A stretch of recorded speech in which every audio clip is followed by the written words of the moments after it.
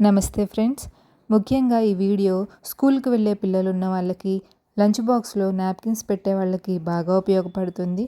మా బాబుకైతే మేము first time uniforms కొన్నప్పుడు 2 నాప్కిన్స్ ఇచ్చారు ఫ్రీగా. అవి రీసెంట్గా అయితే వాడు పోగొట్టేసుకున్నాడు. నెలకొకటి పోగొట్టేసుకోవడం తనకు బాగా అలవాటైపోయింది. ఇవి కొందామని చెప్పి అడిగితే ఒక్కోటి 30 రూపీస్ చెప్పారు.